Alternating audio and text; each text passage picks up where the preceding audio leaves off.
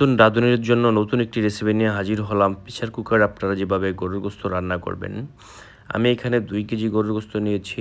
সাথে দিয়েছি মাঝারি আকারের ৫টা পেঁয়াজ কুচি। তারপরেও দিয়েছি আমি এখানে এলাচ ১০ পিস, ব্ল্যাক পেপার দিয়েছি আমি এখানে ৭-৮ পিসের মতো। তারপর দিয়ে দিলাম তেজপাতা ৩ টুক পাতা। এখন দিয়ে দেবো ১ টেবিল চামচ জিরার গুঁড়া।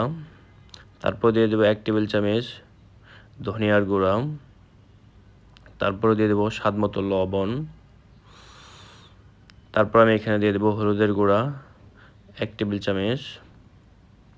তারপর দিয়ে দেবো আমি এখানে মরিচ। আপনারা যে পরিমাণ ঝাল খেতে পছন্দ করেন আপনি সেই পরিমাণ দিয়ে দিবেন। আমি এখানে ১.৫ টেবিল চামচ দিয়েছি। তারপর দিয়ে দেবো তেল ১ কাপ পরিমাণ। তারপর দিয়ে দেবো আদা রসুন ৪ টেবিল চামচের মতো। তারপর আমি সবগুলো দিয়ে ভালো করে মিক্স করে নেব। আমি এই পদ্ধতিতে রেসিপিটা শেয়ার করলে আপনার বাসায় খুব আপনার প্রশংসা করবে।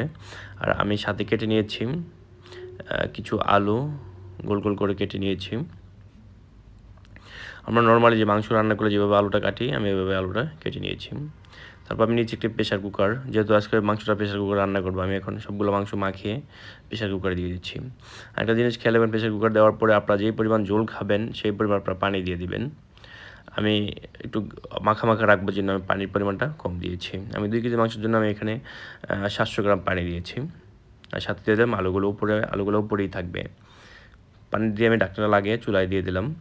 এভাবে আমি ১৫ মিনিট রান্না করে আমি নামিয়ে ফেলবো। আপনার উপর থেকে কিন্তু যখন হাওয়াটা বের হয় তখন আমি ৭ বার যখন হাওয়াটা বের হয়েছে তখন আমি নামিয়ে ফেলবো।